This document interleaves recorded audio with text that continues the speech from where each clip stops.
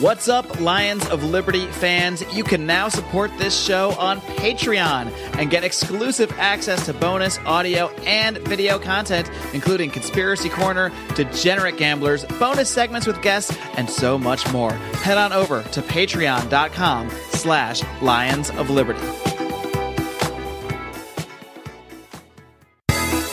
Welcome to Electric Liberty Land, here on the Lions of Liberty podcast, your weekly shot of culture, comedy, and liberty with your host, Brian McWilliams. All right, everybody, welcome to Electric Liberty Land, episode number 97. And that means you can find all the show notes, which there'll be limited show notes for this episode. It's going to be talking with a fellow Liberty lover, a man who I give credit to bringing me full on to ANCAP and anarchism from my minarchist positioning. And I'll say his name in just a second. But first, I do want to tell you a little bit about our sponsor. Guys, I know you're looking at the election results coming in.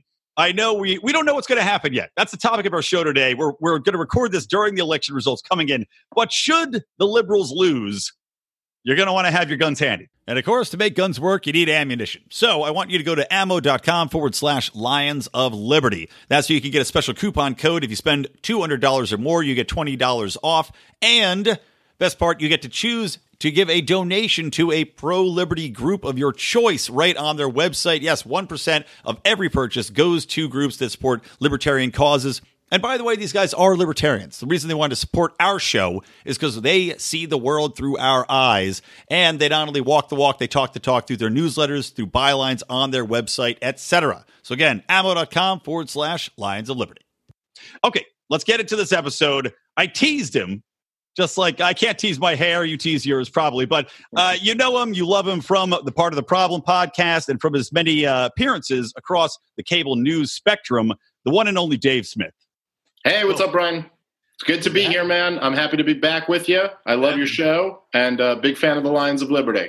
Well, we are big fans of yours as well, as you know. And I actually, we had a chance to hang out in person, which was great, out here in LA at the Liberty on the Rocks event. And we just had another one this past Sunday, and it was like Michael Bolden, of course, was there, our champion of the 10th Amendment Center, and General, I don't even know, how would you describe Michael Bolden? He owns 2 parrots. Yeah, I was going to say bird trainer or something. I don't know. I'm not sure. Generic bird weirdo? Yeah. He was there talking, and Stapleton was there, Jason Stapleton. Okay, I hope Mance Raider wasn't there. No, Mance Raider was not there. How about that? I mean, I don't want to get into that. We have other things to talk about, but my God, I'm staying out of it. That's basically what I said. I'm like, why? I don't want to get in the middle of this. It's like I like Jason, I like Mance. I don't think libertarians should be attacking other libertarians in general. There's not enough of us out there to attack, so but whatever. I'm staying out of it. They can deal with that shit on their own. But yeah, man. So it's election eve. And, you've got the live results there. You're watching MSNBC, glutton for punishment. But I guess, if they're going to tell you, they're going to skew it as liberal as they possibly can. So, if there's any sort of tight races, the Republican actually probably would win there, right? Well, I've been watching MSNBC all day. And I'll tell you, the best time to watch MSNBC is an election day. If you watched MSNBC in 2016, that might be my favorite moment in the last 10 years. Like, it was unbelievable. There's a weird dynamic where in the conservative right-wing worldview versus the left-wing worldview, where, like, if you watch Fox News, I'm not saying, obviously Fox News leans toward the Republicans, MSNBC leans toward the Democrats, but Fox News feels this pressure to pretend that they don't. Yeah. Whereas MSNBC, it's just like blatant, obvious. They're like, we're all in for this. Yeah. If the Democrats win, it's hope and brightness and everything's good. And if the Republicans win, we're screwed. Right. And I must say, as I watch it, I do. And I don't really have a dog in the, I'm like you, we're losers no matter what happens tonight. Well, I have a dog in the race, but not for political reasons, just for Schadenfreude. Because, like you're talking about 2016, watching MSNBC or any of these, I just, you say this a lot on your podcast, and I say it on mine too. The Democrats put me so often in a position where I have to defend Donald Trump. And you referenced, Lou Perez, who's I love Lou and I love We the Internet. I've had him on the show several times, love him. And I know he did that whole great video about so great. explaining, okay, well, no, you're not quite. Trump isn't a Nazi. He's not going to do this. Just trying to take that neutral position, and you get attacked, and it puts you in a position of having to defend Donald Trump, which is not enviable, and nor would you seek it out at any other time. But when everybody was so confident that Hillary Clinton was going to win, and then to see the supporters openly weeping in the crowd, and just it gave me such joy that I have to root for it again. And I mean, even though I don't want the Republicans to have this stranglehold, I just want to see that happen again. Yeah, it's like right, like we lose no matter what. So why not at least see that great moment? And this would, and I think, like there's an argument. I don't know. I hear all the different arguments around. Like there's an argument for divided government is kind of the best because it kind of moves the slowest. I mean, I would certainly agree that the worst the government has been in my lifetime was when George Bush and the Republicans had complete control. George W. Bush right after 2001, when he had the House and the Senate and the executive office, and then when Obama came in, like the first 2 years of Obama's term, when it was Nancy Pelosi as Speaker of the House and Obama as president. So, okay, fair enough. But if I look at the current political dynamic, it's kind of like, well, I don't know. If the Democrats were to lose big in this one, they are shattered as a party. And I think that might be the best thing for America. Yeah, I mean, especially considering how they're pushing so far left, how you're seeing the progressives embrace social. I mean, this is America. We're talking about socialism. An ideology that has killed millions that we're seeing play out in these foreign countries. And that's where you look at Brazil, and I'm going to mess his name up, Bolsonaro, something, whatever, it's the new president they elected.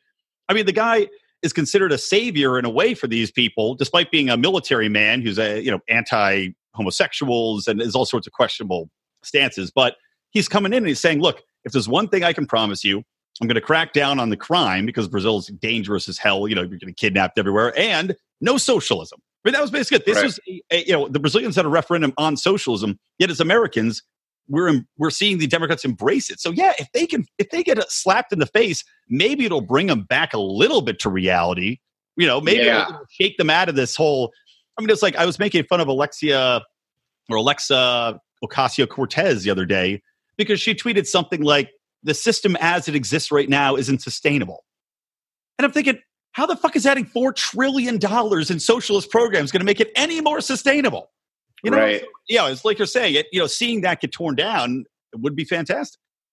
And I've almost like, I don't know, but I'm almost at a point where like I'll take some like super left wing people as long as they have some decent, like how is it that we're in the longest wars in American history and nobody on the left seems to care about it? And it's a little hyperbolic. I'm not saying nobody cares about it, but I mean, come on, man. It's not anywhere on the top of like most lefties' list of priorities. Well, we got to make sure that those children in Yemen that are starving to death, we got to staple some dicks to those girls, turn them into genders, and then they'll start giving a shit.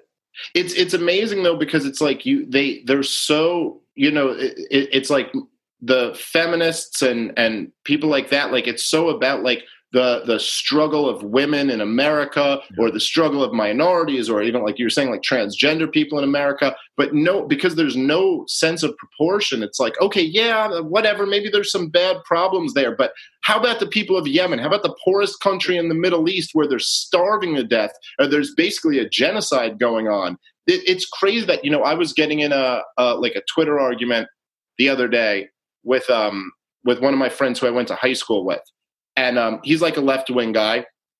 And someone tweeted that basically they were like, Obama's scandals were like wearing a tan suit, but President Trump's scandals are separating families from their parents. And I tweeted back, I said, Obama murdered American citizens. He had a secret kill list, and there was virtually no coverage. And so me and this left-wing guy also was separating kids at the border. It's like, this is right, new. Right, and even that, and even the same thing. But I tweeted this, and then I'm getting in an argument with this guy who's like a left-wing guy who I went to high school with. Good dude, But and he was like, well, I agree with you on the merits of the drone program. And I said, so you agree Obama should be in jail for war crimes? He said, well, I don't agree with the jail part, but I agree with the merits. It's like saying you agree with the merits of murder, but you don't think people should go to jail who murder people. Like, so we don't really agree. And it's weird when it reminds me of what Scott Horton always says, where he's like, we're better liberals than the liberals. Yeah.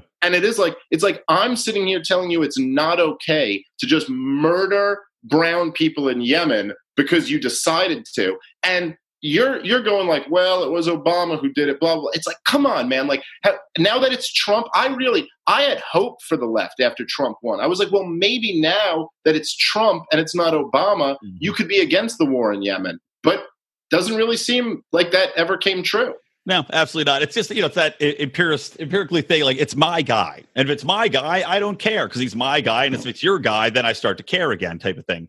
And right. But the thing with the Trump dynamic there, right, is that no matter what Trump does in Yemen, they won't, because Obama started it. So it's right on what you're saying. It's that it's my guy. So they can't bring. Now, if Trump were to start a whole new war, I do think they would be against that one. That's why they were able to be against George W. Bush, because it was like he started these wars. But if there's anything that indicts Obama too, at least that's my guess on it. I don't see any other reason why the people who hate him so much wouldn't look at that.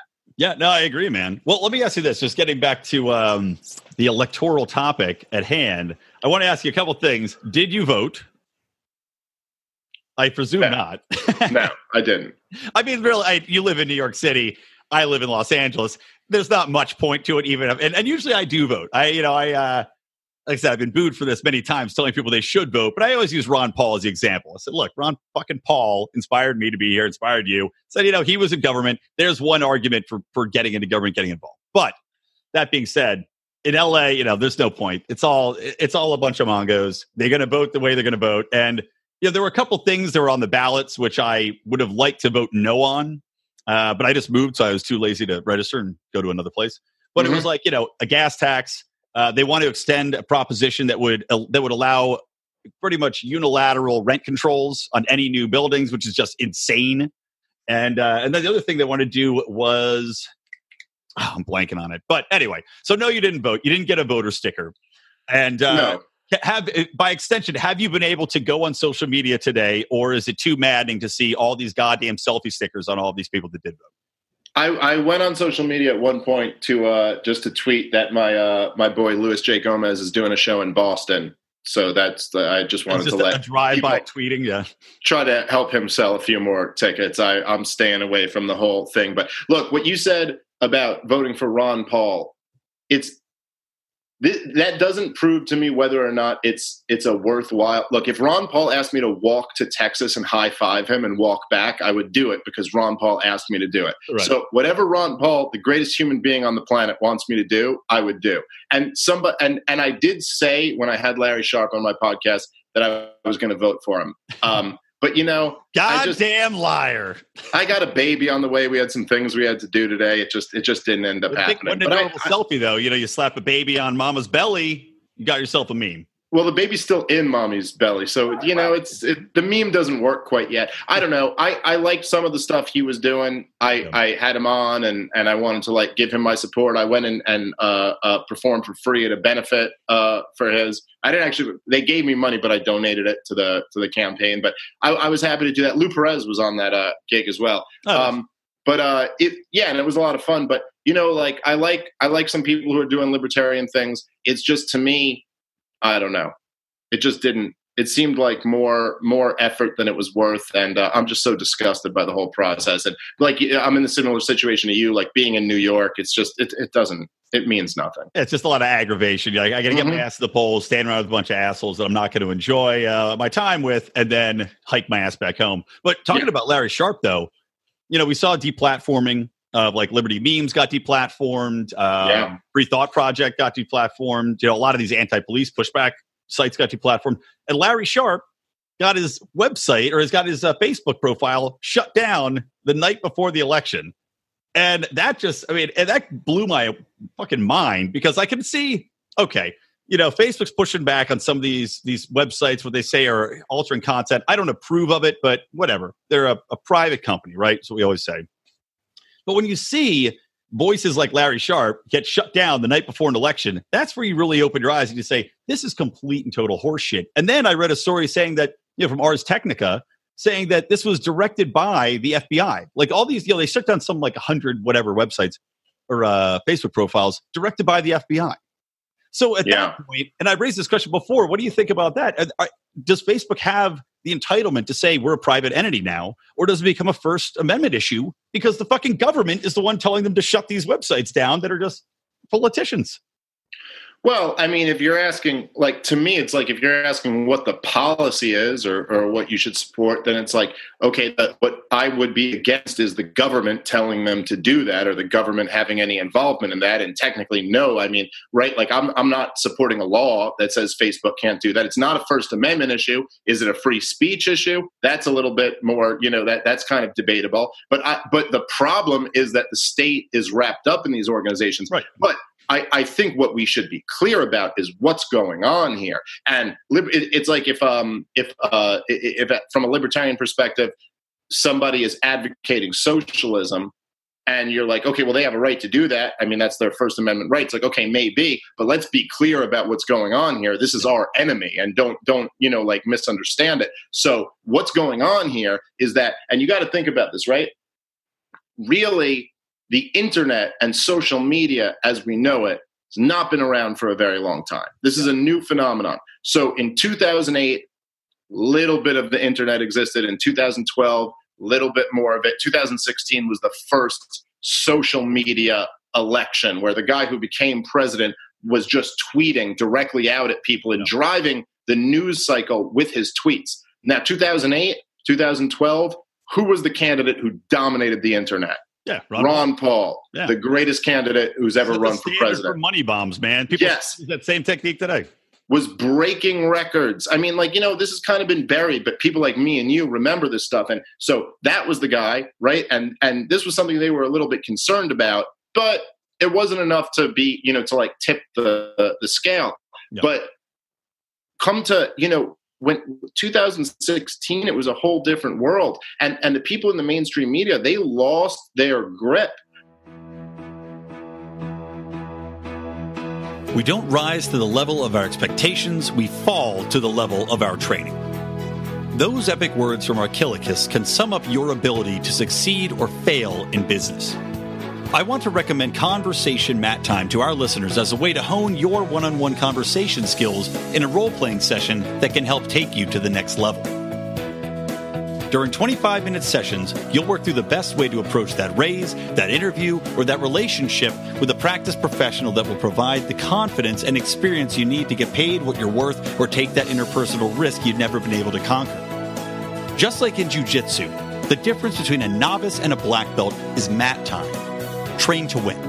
Visit conversationmattime.com and take advantage of a free 15-minute consultation just for listeners of this show.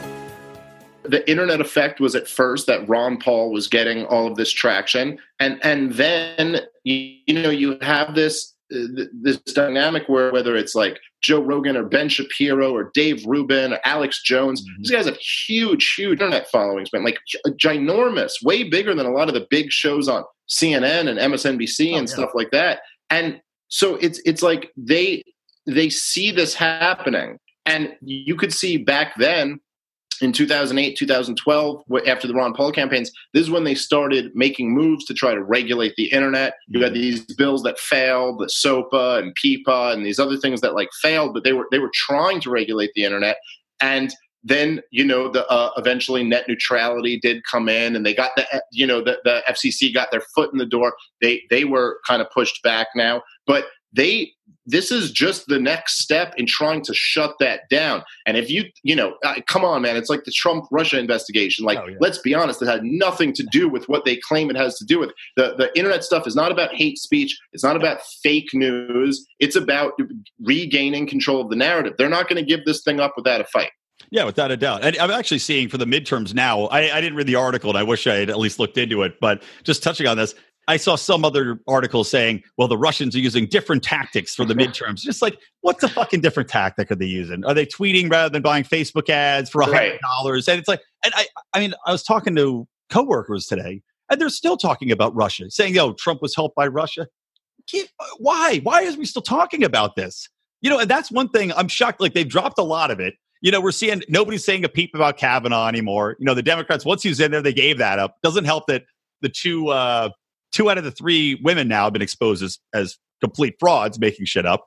But why is the Russia thing continuing to go on? There's no evidence. Mueller's still just kind of shoveling coal in the fucking mines. I don't see anything coming out of that. They can't let it go. And it's like, I mean, in your opinion, is Russia having any impact on Democrats anymore in the races right now? And what do you think about the Kavanaugh thing? Did that drive Republicans more than anything else in the run up to the midterms, or no?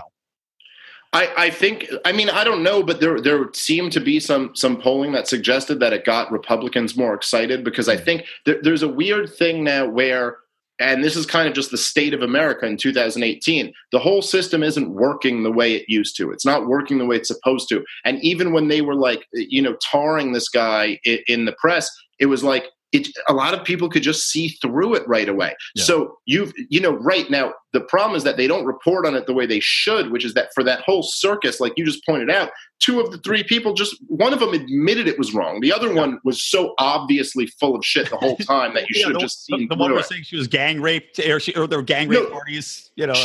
She went to like 9 gang rape parties, and then on the 10th one she got gang raped, but nobody else except her remembers these gang rape parties. That was the bingo on the bingo card, Yeah, exactly right. Yeah, this was all so ridiculous. So what you really had was one woman claiming from a recovered memory that she doesn't know the date. She thinks she knows the year now. She can't tell you where it happened. She doesn't know how she got there, doesn't know how she left. But none of her friends corroborate it. No one else corroborates it. Says she doesn't know Kavanaugh, never was there. So it's like, come on, man, this is a joke. Yeah. And with the Trump-Russia thing, but it really is. It's like, it's some Goebbels shit, man. It's like you just repeat this lie over and over again, and people believe it. Yeah, and that's the issue that drives me nuts with the media right now. And like, I pulled up a couple of recent tweets that came out, like USA Today and the AP. And these are, USA Today is one, it's like just like CNN, it's at every fucking airport. So it gets a big readership. But I brought up these two things. One was the AP, and I retweeted this on my Twitter feed. The Associated Press says, for voters across America, Election Day represents something far greater than whatever Senate and House races appear on ballots. Okay, fine. That's straightforward. Then it says, it's a competition for the soul of America and a referendum on President Donald Trump, with a big picture of a guy, an old man who looks like Orville fucking Redenbacher, holding up a defeat Republicans 2008 sign, or 2018 sign. Right? Little bit biased there. And then the other one is USA Today. Their editorial board literally wrote an op-ed saying you got to get Donald Trump's lapdogs out of office. So you go, these are the media outlets that are reporting on this shit. I mean, there's no reason for them to recant anything because they're clearly biased. And like you're saying, they report the headline and then nobody ever reports the retraction. The retraction should be equally weighted. That should be front page news, but it never is. It's always buried in the back of the paper. And, I do public relations for a living. I know how it works because I've had to try to get some corrections made. It's a footnote at the end of somebody's corrections column. Yeah, I mean, if you ask people to this day about the Duke lacrosse team, I bet about 50% of them would say they were rapists. Like, Isn't that the thing? That's what I remember, is that they raped, right? Isn't that what happened? It's like, oh no, it's that they were a bunch of innocent kids who got framed essentially. And with the Trump thing, it's like, at least there's a weird dynamic where, like, with the internet news, it seems like with the people, like even like people like me and you, like, who are just like online, who talk about politics and these issues, it doesn't seem like nobody's ever like pretending that they don't have a point of view, that they don't have a thing. And I think it's becoming more and more obvious that it's like, I don't even care, man. Like, have whatever point of view you have, but these organizations who claim to be objective, it's like, it's so obvious that they're just, to people, anybody who's not completely in the I hate Donald Trump camp, to anyone else, it's obvious. You guys are just trying to bring this guy down. Now, maybe that's the right thing to do. Maybe it's not the right thing to do, but you should at least be honest about it. Exactly. It's not, it's like, is it the media's place to rile people up anyway? It's like the reason you report the facts is so you don't get people riled up. You don't cause violence and murder. And there's a huge argument to be made that the violence that comes out of rhetoric on either side that's magnified and amplified by the media so many times over is more responsible for the violence that we see playing out than the actual statements themselves. I mean, we saw the Pittsburgh shooting, horrific, the biggest killing of Jews in America since I don't even know when. So you see something like that and you say, okay, this is horrific. But you wonder, why is it happening now? Number one. And also you see that this, they whip up this vitriol about it where you say, okay, now we have to push back now, and that's going to rile up the other side. So it's like, it's just continually amplifying both sides against each other and delivering a message, which is number one, completely been altered and biased according to the media outlet. And number two is founded in maybe a half truth at best. Yeah. Yeah. And it's like, it starts to, you would think for all of the hatred of Donald Trump and all of the feelings that like, this is the worst it's been, this is different than everything else. And it kind of begs the question, like, okay, but why? Like, what is it about Donald Trump that's so bad? It's like, now I get it. I get that he's not, I don't know, presidential. I know that's what they say, but I get that. I get the point. Can I just say something about that, by the way? I can't stand when people go off on Donald Trump not being presidential and how they want their president to really embody them. And, I don't want him speaking for me. Like, tell these people, well, he doesn't speak for you. You're a fucking individual. Why would you ever consider a president an extension of yourself in any way, shape, or form anyway? You need to wake up. You need to get out of that mental state where you're viewing the president as a representative of you. But it's like the idea that he's like, he's racist or like, I kind of get misogynist more than racist, to be honest, because I don't really see him say anything. You're rich. Sometimes you want to bang prostitutes that are playmates. Yes, that Let is me not be the first to throw stones in this glass house. But it's like, it's like, okay, but then those playmates also seem to want to bang this rich guy. So there's that aspect. Figure. Yeah, go figure. But it is interesting that I don't know. It doesn't seem like there's really a clear good reason for why this guy should invoke so much hatred. I mean, really, it's interesting because what the left forever since I've been alive, what their critique always was of the right and why the right wing is dangerous is it was like, well, they're like these religious nuts and they want to get in the bedroom and they hate gay people and they all these other things. And Donald Trump is like this New York guy. He's the first president who ever came in who was for gay marriage on day one. Yeah. He's an anti-free trader, which they should like. I mean, now all of a sudden they hate him for that, but they should like this. I don't like it. You don't like it, but they should. And he's basically like kind of was at least more anti-war, critical of the wars than these other guys, critical of the elites. Mm-hmm. It doesn't seem like they should hate him, but you have these guys like just recently when Barbara Streisand was on Bill Maher's show, and this is just the latest example. It's happened on The View and all these shows where they go, "Oh, we miss George W. Bush." I saw that before, yeah. In what world do you miss a man that they openly despised? They mocked for being an idiot, which I agree with. He was, and let's not forget, when George W. Bush ran initially, he ran on a platform which I actually could get behind, which was anti-empiricism, free trade. It's like he said all the things that you'd want to hear as a libertarian. And this is, of course, before I was even a libertarian. But then you see him get into office and just, roll back all our liberties, put forth the Patriot Act, start wars in countries that didn't do anything to us, and of course, continue to be friends with the Saudis, who were the ones that backed the 9/11 attacks anyway. So to your point, why would you ever want that man back? And how in what world has Trump possibly positioned himself to evoke that hatred? I mean, you're definitely dead on point. Yeah, I can't, I don't know, man. I can't get over it. It's like, there is just nothing worse that look, the president is the dictator of the military, right? Like he's the commander in chief. We have all these checks and balances supposedly, but when it comes to the fucking military, that's it. The president is the dictator. And there is nothing worse a president can do than start a war that we shouldn't have been in. Like, that's it. And the result of them, just the ones from Bush and Obama, is destroyed countries. I mean, look, people talk about it's like debated. It's somewhere between like a couple 100,000 and 1 million people that died in Iraq after George W. Bush started that war. But that seems drastically low considering the. I mean, if you look at the amount of people's lives that have been ruined, it's in the tens of millions. I mean, and what Obama did was continue the wars and then start a new war in Libya, a new war in Syria, a new war in Yemen. At least Trump hasn't started a new war yet. I think you might have said this, and I know I've said this in the past, and I've thought about it, and I think it's true.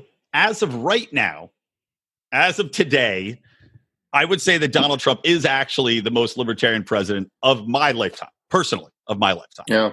And it's ridiculous to say, but in the same, it's also ridiculous how atrocious the presidents we've had are. I mean, he, like you said, he hasn't amplified. He's put some more troops into, I think, Afghanistan, which I'm not for at all. But he hasn't really exacerbated any of the other wars. He hasn't started any new wars. He at least has cut taxes down. Now the tariff shit is horrible, obviously, but again, he seems to be moving at least in a direction where there's certain things I can defend about him. And when I think about George W. Bush, when I think about Obama, I can't think of anything other than at the end of his tenure, Obama said, okay, I'm not going to crack down on pot, as much as people want me to. And that was about it. Otherwise, he was just atrocious, as was Bush. Yeah. No, I mean, I tend to agree with you. Of course, it's like saying, who is the most peaceful, head of a mafia family or something like that. So it's kind of they're all bad. And in some ways, Trump is presiding over the most powerful government. So it's because every president kind of has grown the size and scope of the state. And he did add to the military budget as well. So he's now like the largest military that we've ever had. So it's, it depends on how you want to look at it. But it's certainly, at the very least, it doesn't warrant the outrage being up here when it was always down here for all of these other things. And so it's like, and again, the stuff even with the immigrants, like that's like the only thing they have is that he's like this idea that he's dog whistling everybody or something. I don't even understand. I was watching MSNBC earlier today, and I found this really interesting, is that they were talking about how there's a lot of fake news being spread online about problems at polling stations just to keep people from voting. Okay. And to me, this is one of the big underreported stories that, again, libertarians, you can feel however you want to feel about this, but we should at least be honest about what's going on. But one of the stories that they said that was fake news is that they said that INS agents were waiting at polling stations to arrest illegal immigrants. And MSNBC was reporting this and going, this is all fake. This is not real. INS isn't at any polling stations. Mm-hmm. And I thought this was incredible to watch. And I was like, but I thought MSNBC's position is that illegal immigrants don't vote, right? Why would this even be a problem to put this fake news out there if the whole idea, and this is the big thing that, a lot of people don't want to talk about, but illegal immigrants are voting. They are. They're voting all over the place. Texas, where the Texas Democratic Party sent out pre-checked ballots for voter registration that said, I am a citizen, and they sent them only to illegal immigrants? Yeah. Look, man, I know immigration is an issue that splits a lot of libertarians, and there's people on both sides of it. I myself am on both sides of it. I really do see both sides of the argument. But let's just be honest about what's going on here. The reason why Trump's rhetoric on immigration and separating families has been this huge story. I mean, you know how many people in America get separated from their families for nonviolent crimes? That's our whole thing. Right, That's our whole belief system. Largest prison population in the entire world. Yes, we're right. 5% of the world's population, 25% of the prison population, imprisoning more of our own people than China or Russia. And basically our whole thing, the whole center of our worldview is that people shouldn't be thrown in cages for nonviolent crimes. That's basically it. And I love comparing the two of them even more so is that, you've got the prison population, you've got these people that are turned into felons, ripped apart from families. And then they go, okay, so now we're going to take you from your family and we're going to take away your rights. And then the immigrants, they go, all right, we're going to make sure you stay together and we're going to give you extra rights and free shit. Right. So how does that add up? So what's going on here? Like, why is that? And then you look at the issues that get so much, like, vitriol spit at you. Like you're a Nazi if you have and the issues are all of a sudden immigrants not being allowed into the country, and the other one is voter ID laws. Right, which, and that's the real evil thing, right? In today's modern state, in America, in 2018, in the largest state that's ever existed in the history of humanity, that imprisons more people, the biggest military ever, our freaking Department of Education has a SWAT team, the EPA has a SWAT team, all these raids, all these things, but the big violation of civil liberties is asking for an ID for people who vote, right? So what's going on here, man? If there's no ID, and which, by the way, anytime they do make you show an ID, it's this huge fucking thing because, of course, black people don't have IDs. That's what you're supposed to believe, right? So anywhere you don't have an ID, that is the majority. Anywhere you need to have an ID is a big story. Most fucking states, most cities, you don't need to have an ID to vote. What do you need? You need an address. Yep. You need an address. And then come by those addresses. And then when you go there, they will ask you to check a box that says that you're a lawful U.S. citizen. Right. But aside from that, there's no – so it's not – when Donald Trump says, 3 million illegals voted, and that's why I lost the popular vote. Yeah, that is a little silly because he has no fucking idea what the actual number is. But a lot of them did vote, man. Yeah, well, also just look at I love how the census operates. They go door to door and they ask illegal people if they're illegal. Yes, and it's like, and how did we even get to the number? What is it, 10 million are here legally? First off, how stupid are you to say yes to that? Why would you ever say yes? I mean, I got to think even the 10 million are just teenagers fucking with the census people. Yeah, there's got to be 5-10 times that number easily that are. I mean, it's insane.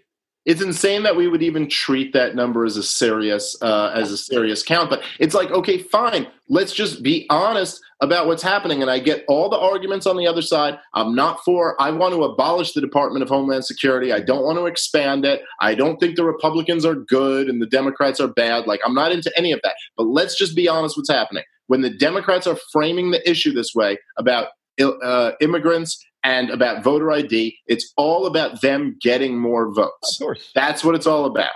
And I remember I was listening to your show and you made an interesting argument, basically just talking about how voters can completely change the makeup and why it does matter and why we have to actually have some sort of identification and citizenship involved when you're making voting decisions. I think you're talking about basically like if you have a town council meeting and you have a vote and you go, okay, well now we're going to have 50% of the people vote in this election who aren't from here, who haven't paid taxes into it. Yes, I mean it is an attack on your liberty at that point. You have to defend what's yours. You've said I've paid into this. You have not. Why do you get equal opportunity to dictate the way that this progress is moving forward? Which I agree with. And like you said, I share your opinion. And I was having a little back and forth. I didn't get into it with Roger Paxton, who's a completely open borders guy, but it becomes a problem when you've got the welfare state like we do, when you've got the ability to completely change the culture, when you've got the ability to change the voting progress that's going and have this ability where Democrats are completely, we talk about dog whistling. That's the dog whistle, get these people in so they can push forward social programs that we already know that they pre-identify with when they come over. Right. So, and it's I think that look, if you look at like the great libertarian thinkers of the 20th century, like Murray Rothbard and Lew Rockwell and Hans Hermann Hoppe and all these people, Tom Woods, like all these guys, right? They're amazing. And they nailed the libertarian philosophy. And we love this. We love to go down every little nook and cranny of like, but what if someone's in a hot air balloon and they collide with your skyscraper and like who aggressed on who? And somebody owns all the property around it. How are you going to get out? By the way, Walter Block has a 3-hour lecture about all that stuff, and it's fascinating. I love it. I am one of these autistic libertarians. Like I'm so into this stuff. But what we've always struggled with, and this is true and by the way, this is true for the Reason Magazine libertarians, the Cato libertarians, all of them, Milton Friedman, all of them. Here's what we really struggle with is how do we get from here to there? We already kind of figured out what there is. How do we get from here to there? And it's a little bit difficult, to navigate. But you got to start looking at what's going on here and saying, hey, I don't think that's going to help us get from here to there. To just import Democratic voters, I don't think is going to be a good solution. Now, I am committed to not advocating anything that violates the non-aggression principle in the process, but it's very easy for a lot of these ANCAPs to just look at someone like Stefan Molyneux and go, statist, Yeah. And that just kind of rubs me the wrong way, where it's like, really, man, like this guy who's probably done more to convert people and wake people up than just about anybody who's alive today. We're going to just call him a statist because he goes, hey, I don't think this is going to work, man. I don't think this is going to work if we do it this way. And his argument is basically like, if you built a wall, you'd probably be more likely to move in that direction than if you didn't. Yeah. So, and I get it. And I think you have to actually take on that argument and not just worry that it's like, the left wing people, and it's not even like the true left wing people. It's like these Democratic, war hawk corporatists who really pull all the strings. They've created this narrative where like the worst thing in the world you can ever do is say something insensitive about someone who's not a straight white man. Right. And so then that's the evil. Look, I personally believe if we had the society that me and you want to have, if we had a free country and we had a culture that promoted freedom and liberty and free markets and all this stuff, I think we could bring in people from all over the place. I think we could. But let's get real. That's not what we have. That's not what we have. We have the biggest state in human history, and we have a culture that says that capitalism is evil and straight white men are the devil and yada, yada, all this shit. So what's going to happen here, man? Yeah. Well, and it's also, like I was mentioning, culture before, there is a definitive kind of a coming of loggerheads of people that say, okay, there's the argument which I agree with, that America's a melting pot, right? Great. Agreed. It's a melting pot. However, it does get kind of fucked up when you've got massive amount of people coming from just one sector because of illegal immigration, wherein, it's not, if we don't have open borders for all, we don't have any number of people coming in from wherever the fuck they want, from Italy, from Germany, from Ireland. We have an enormous amount of people coming in that are exactly of one type of culture. They're coming in en masse, and you can see why people would be very upset about that. And I'm not saying it's definitively right or wrong, but when you have a culture based upon free markets that's evolved in this manner, that's based upon people interacting, evolving together, free trade, cultural appropriation, goddammit. We have a country based on cultural appropriation. Yeah. And then you've got this entire segment of the population that says, number one, you can't culturally appropriate. And if you're in Portland and open a fucking burrito stand and you're two white chicks, we're going to shut you down. Right. Say, we want to import mass amount of voters. And that's going to completely alter the cultural landscape of the country and completely alter how we view liberty, how we view fucking basic rights, and how we view free markets. So how is it not a threat to these people that say, let them all in? I mean, the Capitol right now is scary in that manner because it's setting a precedent if you fucking let them in. Right. And like just to what I was saying before about, I've been watching MSNBC all day, and they're sitting there going like, by the way, nobody ever, you'd think they were like Dixiecrat Klansmen. I mean, no one ever breaks down people by race more than these guys do on an election day. It's unbelievable. It's just, but they're sitting there going like, well, will the white women come through? That's really what it's about, because we've given up on white men. White men obviously are going to vote for Trump, but so the white women, will they come through? And the black women have been doing great, but will white women? And it's just a given that bigger government is the correct answer. But it does kind of beg the question, if you're for smaller government, then how are you not at some point going to turn that around and go, okay, so maybe all I really want is white men to vote? Because the truth is, we'd have a much smaller government. Now, I understand that's politically incorrect to say, but look, that's just the fucking truth of it. And I don't care about voting rights. I don't care about that rights. I care about natural rights of all people. Mm-hmm. But voting is not a natural right. So it's like, I don't know. I want people to vote for whoever would vote for liberty. If there was a law I could pass tomorrow that said only libertarians could vote, I would, and I was in charge of that, I would pass that in a second. If there's one libertarian listening to this, tell me that you wouldn't pass that law. Oh, totally. And the good news is we'd only have to have the vote one time. Yeah. And society be fixed, then we could get rid of all the voting. There we go. And now there's no more problems. Exactly.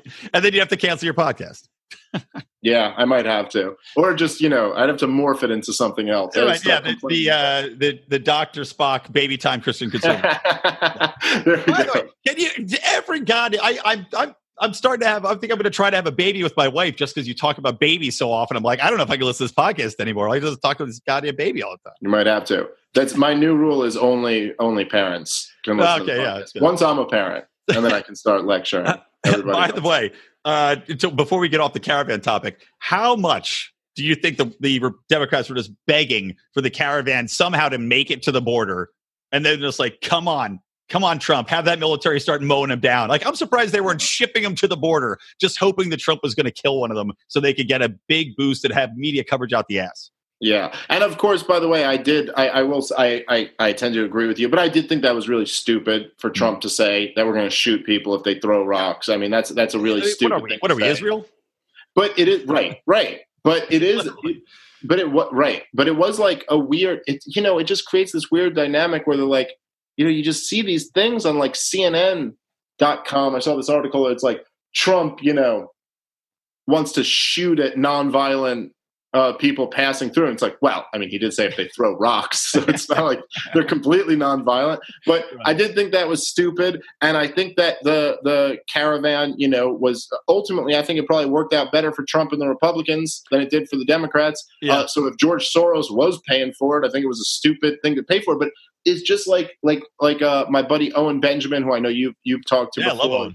He loves you guys. And he it's like he says a lot, like we're living in an upside down world. Mm-hmm. And that's more or less what it is. But it's like, we're just, it's like even the stuff with George Soros where like he comes up and someone will be like, yeah, but didn't he help like round up Jews during the Holocaust? And they're like, no, that's just what anti-Semites say. And they're like, there's an interview of him talking about it. Like you're literally going to tell me. Anti-Semites are the ones that recorded him doing that. Yes. Like, what are you talking about? But it's the same thing with the caravan. It's like, look, man, it for libertarians, it does force you to deal with the reality where you're like, hey, let's say we live in perfect Ancapistan. Let's say it's all private property and a few thousand people just show up onto your property. Right. What are you going to do? Like, I try to take it down to like a more personal level where I just go, well, like what if 5 homeless people just show up tonight at my home? Yeah. Like where I've got my pregnant wife here and it's like my home. Like, what if they just show up here? Is it just on me that I have to let them in? Violently, yeah, sure. On your couch. They're going to eat your food. Yeah, let's just say they're not violent. I'm not saying they're horrible people. They had a way tougher life than I've had. Okay, granted all of that. But, maybe they don't have the same customs that I have. Maybe they don't live exactly the same way I do. Like, and it's like, besides that, it's like, I'm not risking that. Like, I don't know. And maybe I should do something for them. I'm okay with that. Like, maybe I should. Maybe it's like we have to find something. Like, maybe I need to voluntarily do something for them. And that's what we're hitting right now. It's not voluntary. You've got this massive welfare state. They're coming in. They're automatically, entitled to this piece of it just by virtue of being here. And we're all at the point of a gun being forced to pay for it. Right. People always mock libertarians for thinking private charity will take care of it. But this shit does take care of it. You see a need, you address the need. And by expanding the welfare state, all you see is more people abuse it. You see the growth of government behind it. And you see you look at every single government program. And this is what I always tell people, especially in California, when trying to win people over and say, like, how do you talk to people that are progressives? Like trying to keep the end goal in mind of saying, look, we all want human betterment, right? We all want people to be happy and thrive and economically prosperous. But when you look at the actual tactics involved and the amount of money spent, you see the government gets worse every time you put more money into it. And the results stay the same. California's had the same poverty rate for the exact, it's something around 30% poverty rate or something like that. It's like the highest in the country. And they keep putting more money into it. Does nothing. Fucking nothing. Same thing with homelessness. Look at San Francisco, look at Seattle, look at LA. Millions and millions of dollars invested. Homeless rate keeps going up. Yeah. It's something else. Right. And the flip side to that, to the other side of the same coin of the argument that you're making, is that what the state does is it allows everyone to absolve themselves of their own personal responsibility and just feel like they're virtuous because they advocate this policy that everybody else has to follow. So it's like, oh, well, private charity would never take care of the immigrants. It's like, well, I don't know. All you people who hate Trump, there seem to be a lot of you, right? Aren't you talking about how Hillary won the popular vote and we're going to come out and there's going to be a blue wave tonight, supposedly? It's like, okay, well, how about all of you just like, how about all of you donate 1/10 of your income toward these people? Pass the hat at the fucking women's rallies. Take $5 each. You can play for Planned Parenthood and all the immigrants. Pretty much all right there. It's all done. Yeah. Well, that to me was always the best example of that was the Planned Parenthood stuff where they're always like the big fear is that Republicans are going to cut funding for Planned Parenthood. But then you see those women's marches and it's hundreds of thousands of people out there. And it's like $500 million a year that Planned Parenthood gets from the government. 10% of their, but not even 10% of their budget or something like that. It's like if everyone who voted for Hillary Clinton kicks in $20, they got it. Right. Like that's it. Exactly. So it's insane. Yeah. All right. So we're like 10 more minutes left. So I told I'd keep it to an hour. So we're not here. Even though I'm having fun, it's always fun. Where are we at? What's MSNBC saying? Where's the House? Because I had made a bold prediction, which is probably going to be wrong. That I actually thought that between the Brett Kavanaugh stuff and the secret united fervor of Republicans that they would actually not only keep the House but possibly gain seats. Now that might be brutally wrong, but that was my guess. And granted, we still have a lot of states to go. All right. Well, I'm just looking and seeing things that are flashing by, and it seemed like they were just saying Ted Cruz is down by a couple points. I don't know. It flashed over that, and I'm not sure what how much of the vote is in. The next polls seem to be closing at 9 p.m. But if Ted Cruz ends up losing in Texas, that would be then maybe there is a blue wave. I have a theory on that, though. I think that Texas is not Texas anymore because all these people from New York City and from LA are fleeing the high cost of living, and they're going is Texas. And from where else? From Mexico, my friend. Exactly. That's right. So that by the way is the thing that people like Pat Buchanan and people like that have been talking about for a long time is that Texas flipping blue is really where all this shit changes. Yeah. But we'll see. I mean, I don't know. It's hard for me to tell right now. Yeah, it's still early. I was, it's like one of those things I was like, I don't want to, we don't record at 10 o'clock at night, your time. And then I have no time to edit the podcast anyway, since it's going out on Wednesday morning. So we have no product. My wife's coming in showing me she ordered pizza. Excellent. It's a good one. That's not a bad one. So no matter who wins, you're a podcaster. No matter what happens tonight, you're winning. That's the point. Exactly. It doesn't matter who gets what portion of the pie politically, the pie physically. But yeah, man, exactly like right. You're saying if Texas goes, that's a huge deal. Just like California, you got the two biggest states. If those flip, if the Democrats manage to import all these votes, then that's over. That's your supermajority. But the truth is, and this is the truth. And here's like to the other side of it is that all that is probably over already because it's going to happen. So I don't, and this is why I don't, just to give the other side of the open border libertarians more of like, let me calm them down if they're starting to think I'm a statist now too. It is already over. And if you want to start up some mass deportation state or build a wall or all this shit, what you're going to end up doing is creating the nightmare that you're afraid of having from importing third world voters everywhere. The truth is we're already past the point. We may have had I think Ron Paul in 1988 might have been the point where we could have saved this whole thing. Yeah. We're living on borrowed time at this point. And the only real answer is for this whole thing to break up or have some type of collapse like the Soviet Union. For secession. Every time I hear California breaking up, I root for anywhere that wants to break up. Go for it. And all right, one last topic. Libertarians, obviously this is not the gold wave we would have hoped for. Not quite there. Although I'm hoping Larry Sharp, man, I'm predicting Larry gets 7%. I hope he gets that high, but I hope at least he can overtake the GOP candidate. But what do you think? 2020, we're a long way off, but 2020, do you think we'll see the first actual libertarian House or Senate member? I think I don't know. I mean, it's possible. It's all about who the candidate is. I don't. My thing has never been defined by winning office. That's not so much what I'm concerned about, and I don't think that's. We have to win the Coastal War. Yeah, that's the only chance, and it's not even I don't even think you're going to win the culture. I think what you can do is what Ron Paul did, and that's like you can embarrass other people, kind of poke holes in what they're saying, introduce people to the philosophy, introduce people to the Mises Institute and the work of all these great people, get people thinking about the war, the wars, I should say, and that, to me, that's what it's all about. So I would love. It's like, this is the thing that the LP like has never understood, and what I think a lot of the newer members, like myself included, understand is that since you're gonna lose anyway, why not be right about everything? Like, why not? Principle. Yeah. And I think this is more or less what I said to you that helps push you over to the ANCAP side. Like, more or less, it's like, since you're not gonna win anyway, why not just be right about this? Why not? You're like, it's like, it was that, and it was also the concept of, why try to meet in the middle, because they're not going to agree with you anyway. So go full bore, and then they can come back and maybe they'll meet you in the middle more. So why abandon my own principles? Go full bore, full fucking ANCAP, and then maybe more towards me.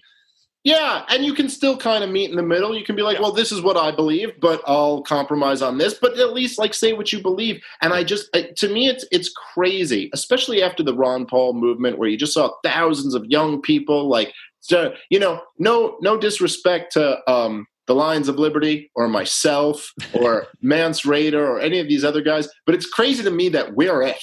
Like, really, we're it? Are we the best that we got out of that? Like, there's not somebody else. I'm not asking for, like, Jesus. Just somebody who can get up there and articulate the message, and just Look, I think either of us would be a fantastic candidate, but I think we both have too many skeletons in our closet. You stand-up comedy. There's too many clips that people can take and just be like, well, you're done before you even step up stage. Then again, Trump is fucking president, so what do I know? Well, that is true. Yeah, but I do Legion of Skanks. There's a lot of stuff that they'd be like, were you laughing at retards for 20 minutes? And I have to go, yes, I was. Yeah, it seemed the retards were laughing too, but they laugh at everything.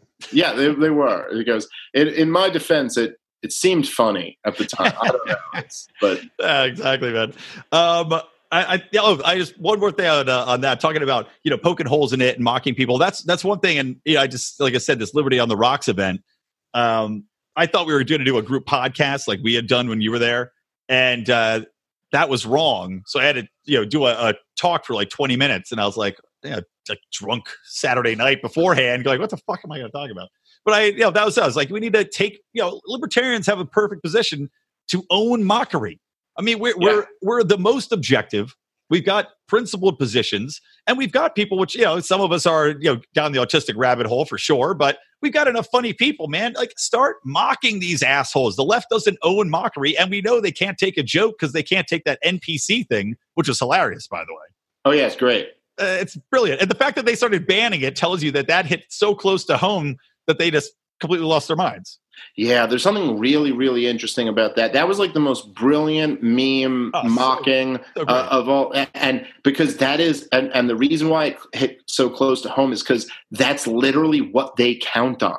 They count on you being that. They're like, no. Our whole thing is you're supposed to just repeat the thing and never really critically look at this. Yep. Never really critically think about this or what this, So that's it. But that's the stuff that also is the essence of why they want to regulate the internet, why they want to kick people off of social media and all this stuff. They say like, oh, we want to kick Alex Jones off because of like hate speech. Hate speech. Really? The biggest conspiracy theorist ever who's never mentioned the Jews? He is a hate speech.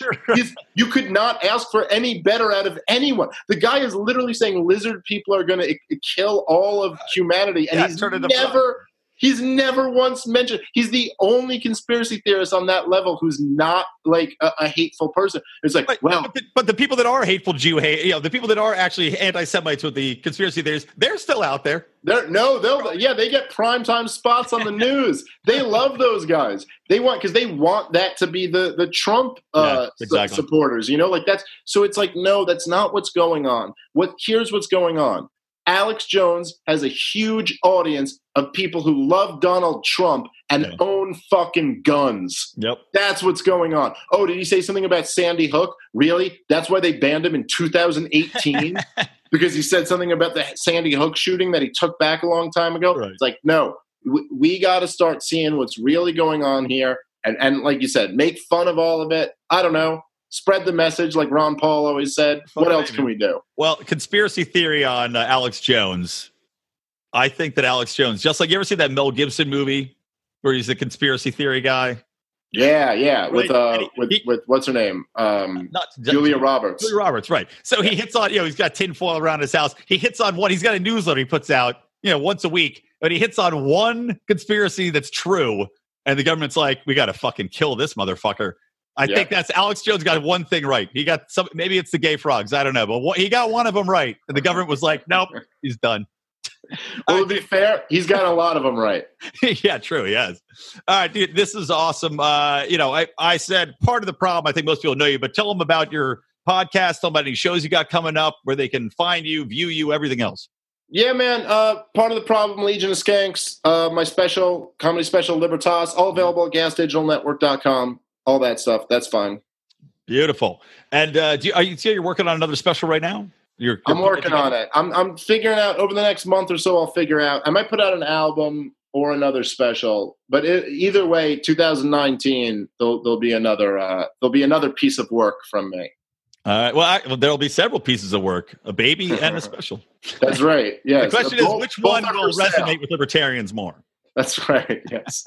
All right, man. Well, always a pleasure. Thanks for taking time out in the election eve. I'll let you return to watching, and as will I, as I eat pizza with my wife, who's conveniently interrupted this podcast.